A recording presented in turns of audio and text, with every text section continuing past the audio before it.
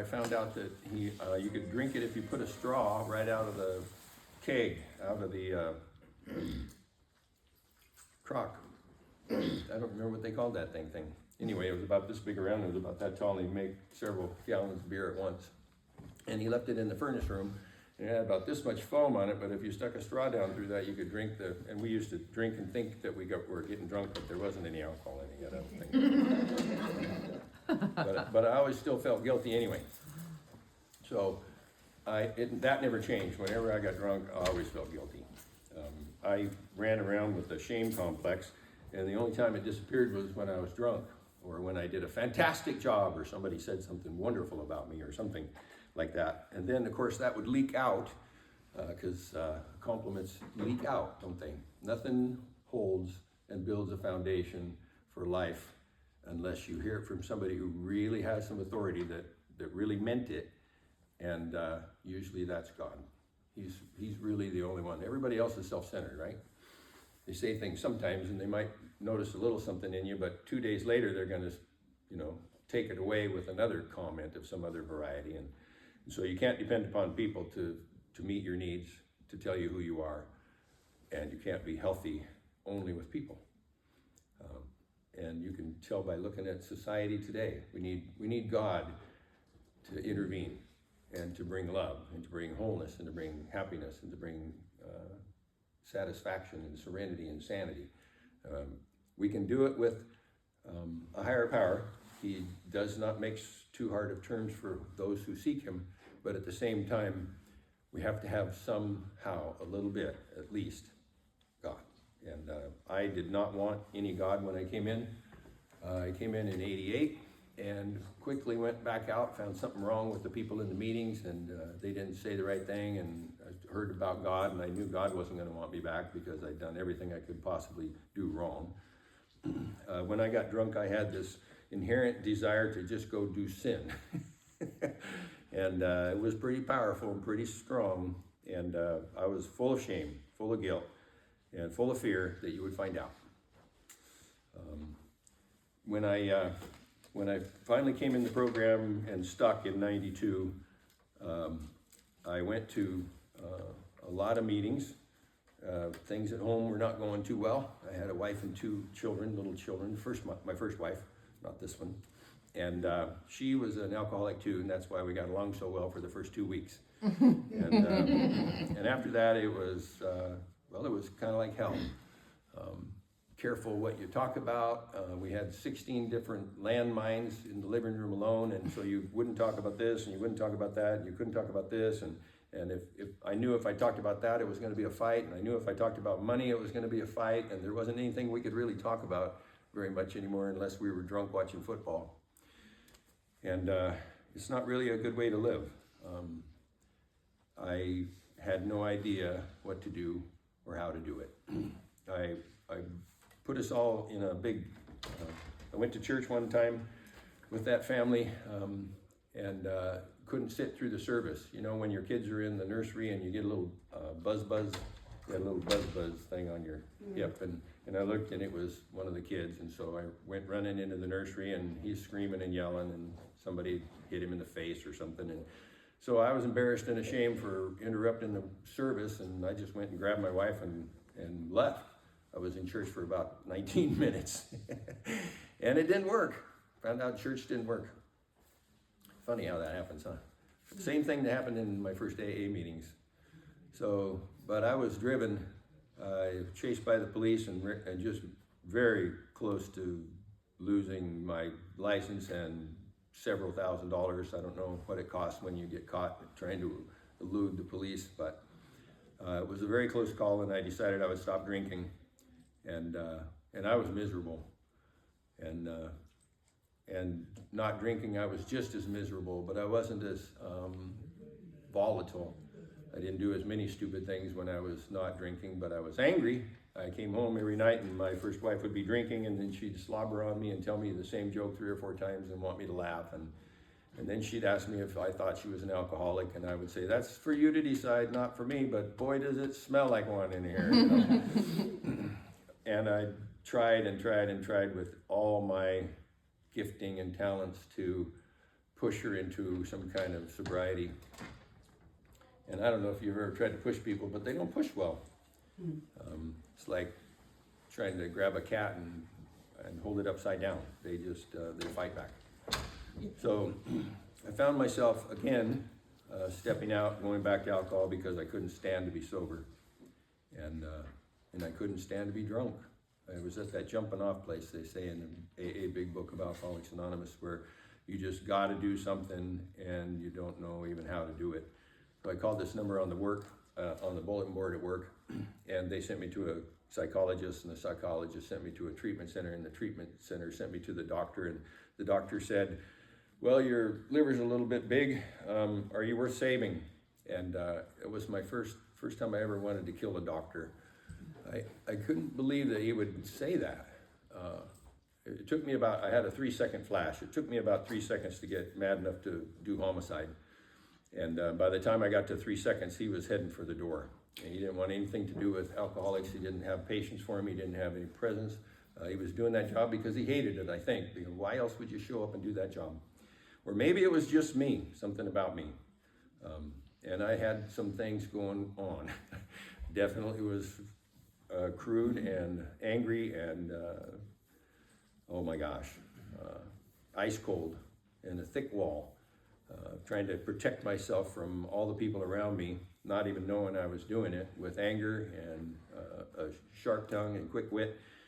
So I was in the program, got a sponsor, he left, got another sponsor, he left, and when God sent me a third one, just over a year of sobriety, I had stepped out on my wife for the very last time, one night stand again. In the program this time, and I didn't have alcohol to blame, and the shame that came with that put me in a suicidal tantrum, and I tried to kill myself again for about a month, and couldn't seem to get it done. I would drive my car really fast with the seatbelt held up against the steering wheel, so when I hit the bridge abutment, that my body would hit the steering wheel hard, and they'd think, wow, this seatbelt must not have worked. You know, it was before they had airbags. Anyway, I lived like that. I felt like that. I walked like that. I talked like that. I pretended. How you doing? I'm fine. I'm fine. And I went to a meeting, and God sent me a sponsor, and he asked all the right questions, and I got vulnerable for the first time in my life. He asked me questions because he was actually interested. He asked me questions because he had some of God's love in him. And then when I started recognizing that things were different in AA, that you really could tell the truth on yourself and people wouldn't use it against you, I thought that was pretty odd. I'd never been to a place like that before. And so I began to have relationships with people that weren't tragic, and I didn't lie. And that was odd for me too. By the time I got through the steps the first time, I was sold. My sponsor led me through all those questions he asked me the first 4 or 5 nights we were together, and he was with me every night for the first 4 or 5 nights. And he'd tell me what meeting to go to. I'd show up, and then he'd raise his hand to share, and when they called on him, he'd say, I want to give my time to him, and he'd point at me and make me talk. And then we'd sit out in the truck afterwards, and he would ask me questions until I couldn't talk. And I don't know if you know me, but I can't stop talking. So I don't know how he did it. But then when I got in the steps, he remembered everything. He says, oh yes, you do have a resentment against your Uncle Tom. You do too. And I said, what? And he'd tell me the story. He'd repeat to me what I told him, because I told him everything. So everybody I knew went on my resentments list, and I had made up some fears, because I didn't know I had any. I was absolutely obtuse. And I was going back to work between the first set of steps and the second set of steps. And my wife had found my 4th step. My first wife had found my 4th step, and she was ready for a divorce.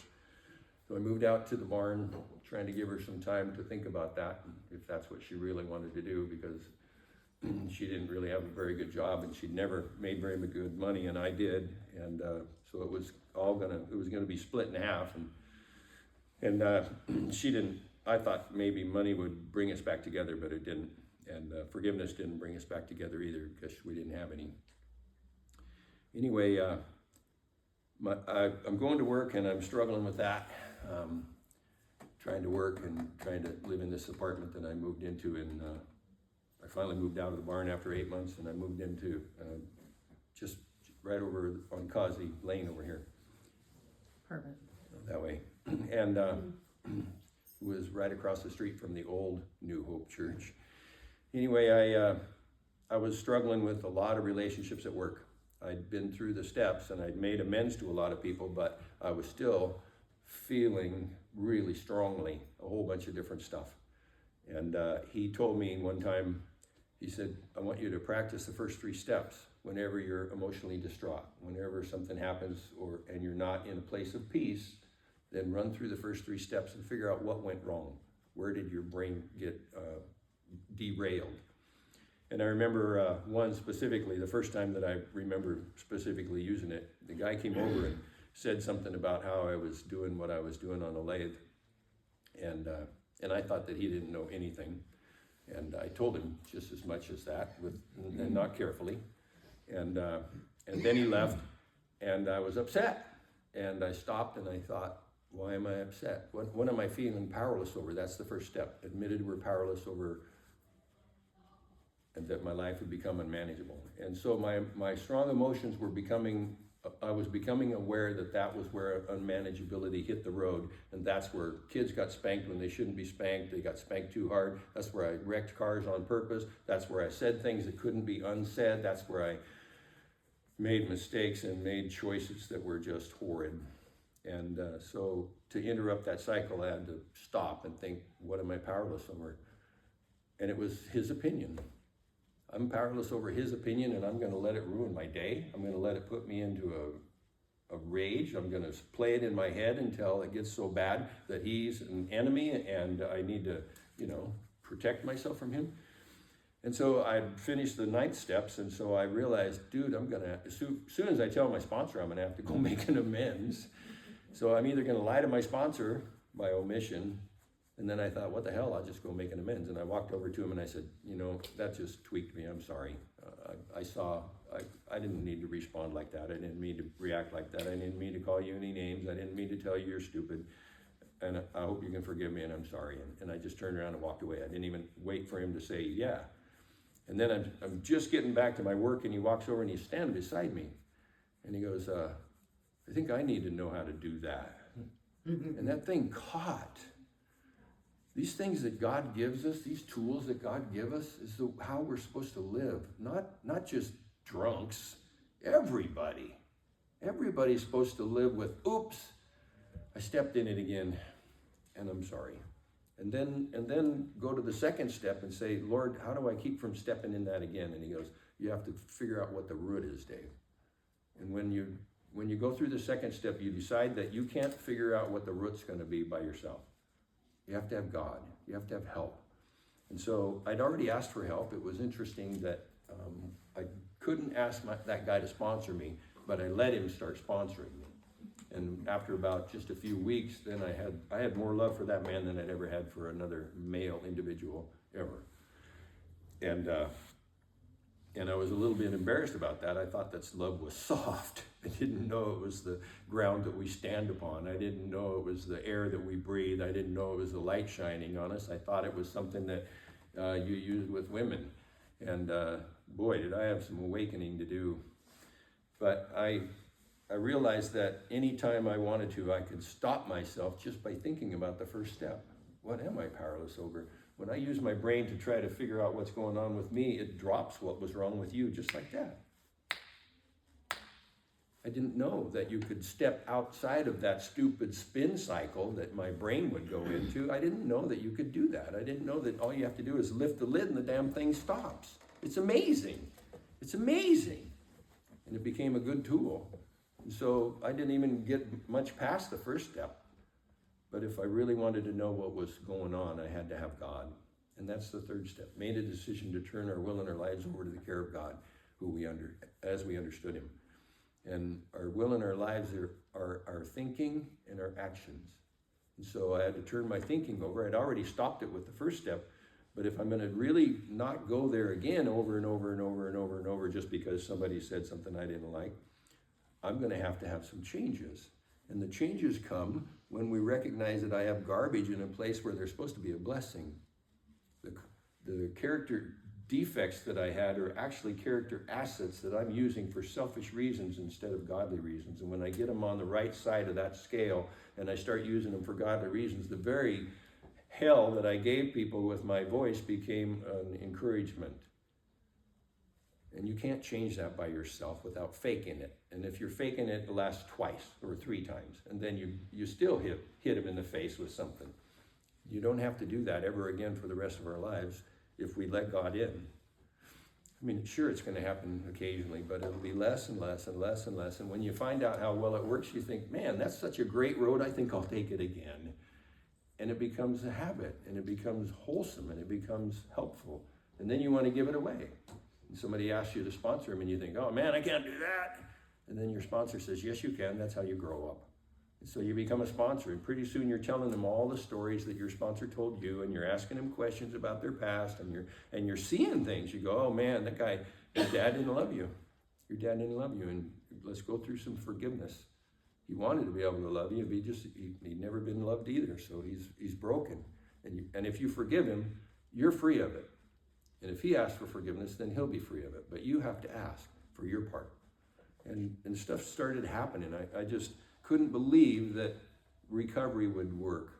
I just came in to stop drinking. I didn't know that everything up here was twisted and broken and self-centered and self-righteous and broken. So I started falling in love with what the steps could do. And I actually got addicted to them. I started them right after I finished them every time for years. And yet there was a whole bunch of things I didn't let them do. There was a couple of names on my 4-step list and I left them on there for 12, 14 years because I couldn't forgive myself. I felt like I had done something so drastic and hurt them so badly that I shouldn't be forgiven for them. So I was playing God in that area. When God says, I'll forgive you, Jesus already did it. He died so that you could be dipped in this. And then I said, no. I was trying to control myself with those things. I was trying to control myself with the shame of it. And instead of letting forgiveness wash me, I kept it. I held it. And so I held that for years until I ran into a counselor who helped me see that what I was dealing with was shame. I thought it was common sense. Mm-hmm. So I got that labeled correctly, and then I took it out and I put it on the curb with the rest of the crap that I'd left there from before. And if I don't pick it back up, then I can live without it. And I didn't know that you could live without that kind of stuff. I didn't know. I'd never been taught. It wasn't in the family I grew up in, but it was here, but I was afraid to receive it. I felt like you had to deserve these things.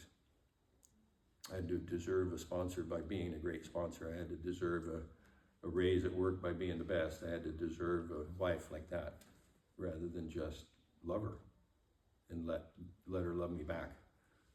I did not know, or did I want to know that the world ran on love. And when it isn't working well, it's because love has been pushed out. And that's what's wrong with America today. We're pushing him out. Mm-hmm. We're pushing him out, wondering why it doesn't work. And it costs a lot more money to run the government into the ground, but it's going to do it. And there's going to be some AA people standing there right beside the people when they fall, because that's what God does. He sends people that are free to help the people that aren't when they're ready to see it. He never misses a doorway. He never misses an opportunity. He never misses a moment of humility. He never has in my life. Every time I ran from the cops, it was a really close thing. And I don't know, I always thought I was just a great motorcycle drunk driver, and that's not what it was. It's not what it was. It was God. And he knows exactly what it takes to break us. And it breaks his heart, but he wants you to have a great life. So if you're struggling and you want it out of it, the first 3 steps works instantly if you let them. And nothing works if you don't want it to. But if you want it to, and he's given you enough faith, then you can live in that. You can live in that place where you take your responsibility for yourself and you do apologize at first, but after a while you don't have to anymore very much. And I didn't know there was a place like that on the planet. I had no idea. I didn't know that God could scoop you up and if you let him take the things out that aren't healthy and put the new version of them right back in. You get to be a new creation and you get to feel like that. You get to love like that. You get to walk around like that. I had no idea this was possible. And once you catch it though, you can't let go. And the first 3 steps help you move right back into that place, because this thing will lie to you and cheat you and steal from you and pretend. The other day I thought I would get into a get rich quick scheme again. Every once in a while that pops up and I'm thinking, wait. I am rich. I am rich. I don't need more money. What would I do with it? You know, I'm doing almost everything I want to do right now, except some of the fantasy things. I would like to go around the moon and fly where there's no gravity. Walk on water. Right? Walk on water. Ooh. Yeah. I tried to walk on water once. I got out of a boat doing 75 miles an hour one time because I was drinking. Yeah, I just got a wild hair and I jumped out of the boat and I tried to ski, and I don't know. I wish I had a picture of it, because the guy that was driving was yelling at me over the roar of this massive engine that he had in that damn thing. And then he was talking to me and I was gone. And he turned around and looked and I wasn't in the boat. And I was still back there doing this on top of the water. And dude, that was like a week up there waiting to get into the side of the water. It was really weird. I thought I was just going to be able to put my feet out and skid, and that wasn't it at all. And when I was newly married to Cheryl, I came home. I was always home first between the 2 of us, and one of the girls would be home before me, and my stepdaughters, right? And I thought I was going to get along with them really well while we were dating, and I did get along with one of them really well when I got moved in there and we were married. But the older one, not so much. She had kind of, she had some power in the house. And I took that personally. I felt like it was my job to fix that. And I would say little things like, could you get your shoes off the couch, please? And could you take your shoes off and then you can put your feet on the couch? And could you please not put your cereal bowl that has this much sugary milk in it on the couch too, please? And I would, try to be kind and try to be, but I'm just controlling. And then how's God do it? He stepped in.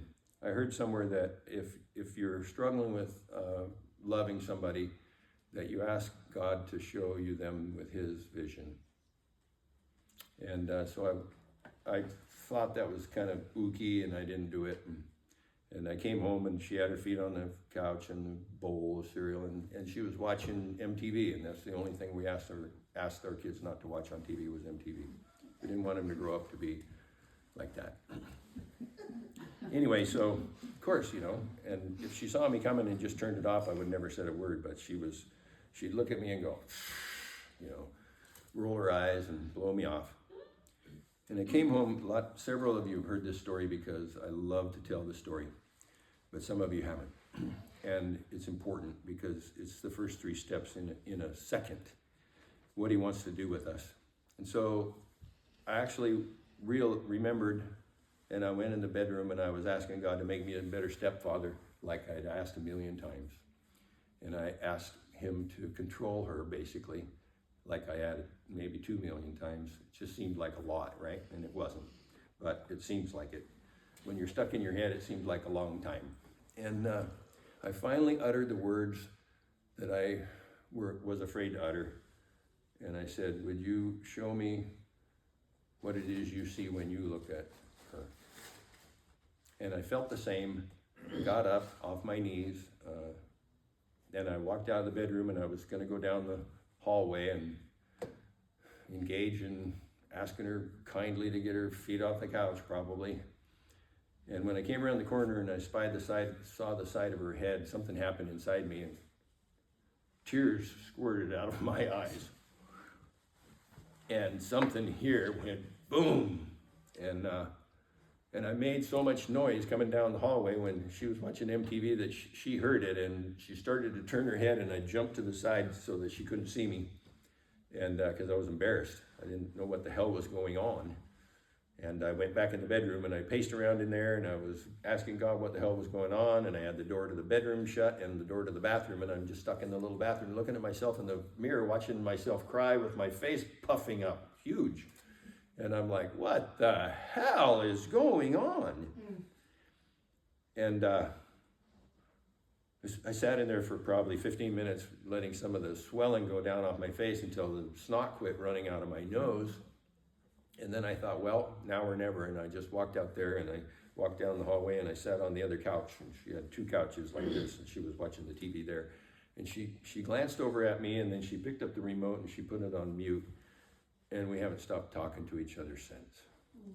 She could feel the difference. She sensed it as I was coming up the hallway behind her. She sensed it. She knew. How did she know? How do we know that that's what God wants for us? How do we get so broken, so open, so willing to ask for that for us so that we can see everybody like that? That's what Jesus had. That's what he had. And it sounds like to me that that's what God wants me to ask for with everybody I meet. So that I can walk in and they can sense the difference before they even see me. That's what he wants. He wants all his kids to go in heaven with him. And we're blowing it, right? Not you guys, me. I'm blowing it by drinking, by drugging, by having sex with people outside of my marriage, with thinking the way I do when I'm in traffic and the person in front of me is not aware that I'm the most important person in the world. How do we get to that place where we recognize that we need to surrender again? The first 3 steps will do it very well and very quickly. And if you have some honesty and you have a great sponsor, and I suggest if you don't, get one. Walk through it and talk through it. Get some tools that work. Get some tools that bring you into God's presence instead of justify that you stay out. Ask him how to love that person. Ask him what he sees in them. And then let it roll you over. Cry if you have to, but don't give up. Father, we just pray that in the name of your Son, Jesus Christ, and through the power of his blood on the cross, that this Easter season would be a time where we just let you move in and love us, that we would see Jesus' gift of his life as the saving grace that we needed to have a relationship with you, and that we would see that your Father's heart is that we would be one with you, that we would step into your presence and never leave. Just like you step into our presence and you never leave us and you never forsake us. And so, Lord, give us the courage to be like you. Give us the courage to walk like you, to talk like you, to look like you, and to ask you the tough questions so we get the real answers to how to do life. And we praise you and thank you in Jesus' name. Amen. Amen.